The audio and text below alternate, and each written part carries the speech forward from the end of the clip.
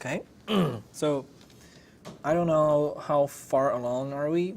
Anyone got it kind of working? Yeah? Okay, so the idea here is our smart avatar is a stateful component, so it can hold some state. It can be responsible for calling the API, and we'll do that in its lifecycle hooks, right? So the with avatar URL should return the smart avatar itself. In this case, when you use the object syntax, the first thing we do is instead of accepting source as a prop, we accept username as a prop, right? And the other thing is it should be rendering, remember to use the proper function syntax.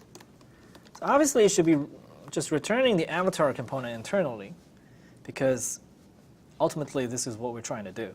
The interesting thing is we want to pass additional data. We want to pass props to avatar. We want to pass the source props. The question is, how do we find out what the source is, right? And let's just say, so let's just say we have some local state inside this component, which is URL. And by default, when we first load this component, we only have the username. We don't have the URL yet. And the requirement says we should, wait, it's here. Wait, where's the requirement? OK, it's here. It says before the API returns, the higher order component should be passing a placeholder URL to the inner component. So we'll just copy that and use that as the default value for our URL here, right? And we'll just, whatever, we'll just pass it in. So now we've created a smart avatar component, not so smart. It always just renders the inner avatar with a placeholder image. And now we need to figure out how to find out where the real URL is. So let's do that in a lifecycle hook. So when the component is created, we're going to call this API. We're going to fetch URL. And because it expects the username, we're just, right? We call it with the username. And it accepts the callback, which gives you the URL that we need. And inside that callback, we'll just set our URL to the correct URL.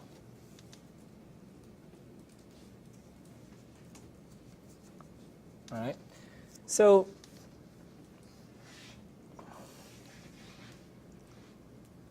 does this make sense? So essentially, we're maintaining an intermediate piece of state. And this state is the URL, and it starts with a placeholder, and it's changed after we've fetched the desired URL from the API. And all we're doing is just passing it down to the inner avatar component. The good thing is we've extracted a piece of functionality very cleanly out of the inner avatar component into this thing. And yeah, I believe this should work. So it's better to just actually open it in our. So this is the effect. So it shows the placeholder, then turns into that. So imagine you can do something like a blurring effect or initially showing some other things. You can do a lot of fancy stuff in here. But the good thing is you can encapsulate all of that inside this higher order component. It doesn't leak anywhere else. So, which is pretty nice. So one small thing that we might want to think about is that this component currently is pretty unoptimized in the sense it always hits the API whenever it's created, But we can actually create something like a cache here that caches the username and URL pairs so that we don't need to actually hit the API all the time. You can have a cache here with the username and URL pairs, and inside our data here, we can directly start with a cached hit if check again here. If it's already a cached hit, we don't even need to call the API at all. So you can do a lot of things, optimizations, fancy functionalities inside here, but it doesn't affect the usage to the parent component at all. No matter what you do inside that component, this parent component usage stays the same. This inner component, the avatar component, stays the same. They don't need to change, right? You can do all the work inside your inner this higher order component, but you're not affecting your parent, your child. So this is good because it shows that it's a good encapsulation mechanism. The only interface we're using to talk between the parent and the child is via props.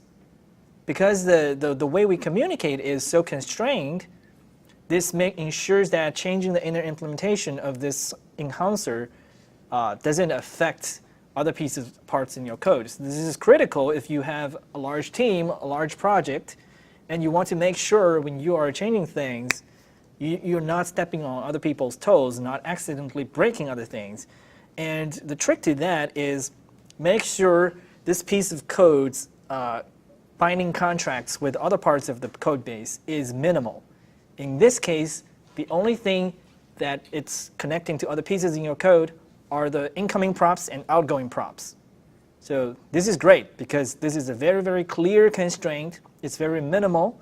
It gives you very little chance of breaking other people's things. So yeah, I think that's it for higher order components. And let's wait for lunch. Yes. Just in your code example, you were in your render function, you were actually referencing avatar directly. Shouldn't that have been your component? Sorry? In your render function there, you're referencing avatar. Shouldn't you be actually referencing the inner component? Oh yeah, yes. That's a mistake here.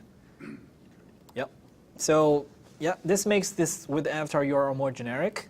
So any inner component that takes a URL prop can be used with this avatar URL thing, and it can be more generic. For example, you can take something like, you can even pass the fetch URL function here, right? So instead of hard-coded to always be fetching avatars, you can on the fly customize what you're actually fetching. It takes the username. You can fetch the avatar. You can fetch other information about the user, but you're using the same interface to enhance inner components. And this increases the reusability for this enhancer as well. So yeah, and I think while we wait for lunch, I can take a few questions from the chat. Can you use emit for handling with fetch URL? I'm not sure if I understand this question. What are the differences between created and mounted hooks for fetching data?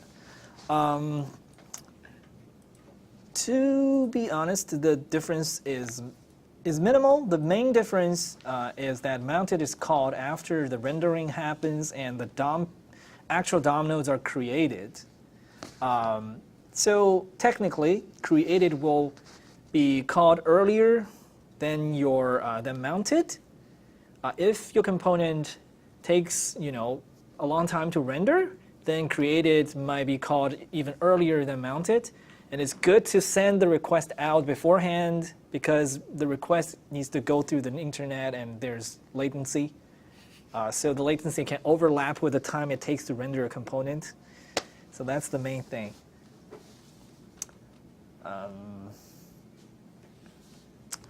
Yeah, so there was an early question about slots. I think it's actually easier to read the docs about slots, but slots API was actually derived from the same standard from W3C. And so in web components, there's the slot mechanism, and Vue's implementation loosely follows that spec, but we kind of enhance it in a few ways. And most importantly, Vue slot mechanism works in render functions too. So if you use a function that uses render functions, use a component that uses render functions like this, so you can do slot equals foo, And the way to access this slot inside a render function is by doing this $slots foo. This will give you an array of virtual nodes that falls into this slot. Because you can have multiple things that falls into the same slot. So you have an array. And if you don't give it any slot name, then all unnamed ones will be inside this $slots.default. This is also an array, so you can like pass them directly as children to this. Essentially, you're passing on the slot content into this inner component. Even better, well, yeah, this is a typical use case. Another trick that we can talk about is inheriting the outer attributes. So when we have this higher order components like here, if you do something like ID equals foo, unfortunately, it won't be passed down to the inner component because we didn't explicitly list it. But this ID will in fact be collected inside an attribute called, a property called this $ATTRs. This is a new feature in 2.4, which means you can pass it down like this. So this way, you're relaying all the additional attributes down to the inner component. So this ID will in fact now be rendered on the internal avatar. But the default behavior is only explicitly listed props will be passed down.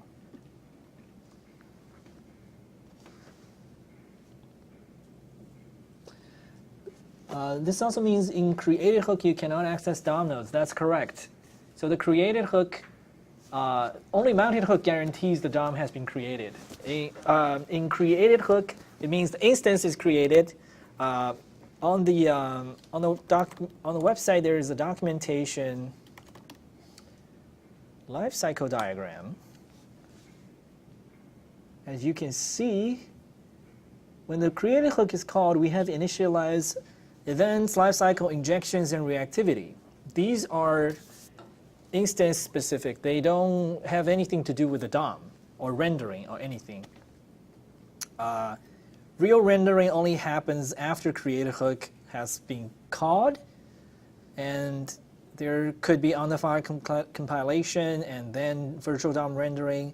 And eventually, when the actual DOM has been created, that's when mounted will be called.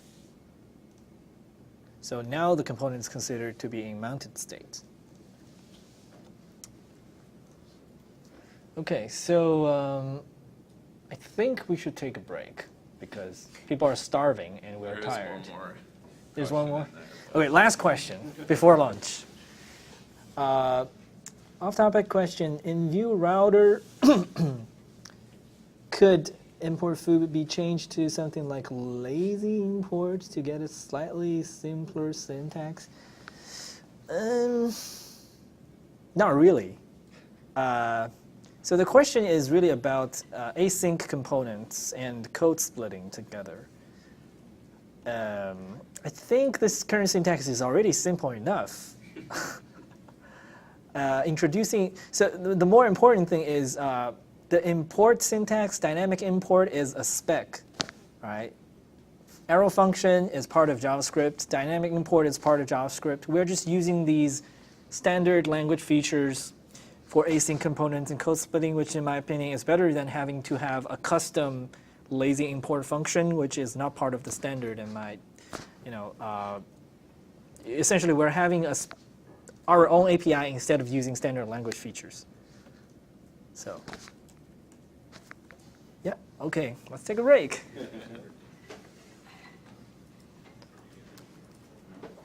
Whoops. Well, I'm just asking if they're on their way yet. Okay, so they said they're just a few blocks away. OK. So they do have the food. Yeah, so let's just. I've been like starving for like an hour and a half. I got up at 6 in the morning, so Oh, God. I'm just like, oh.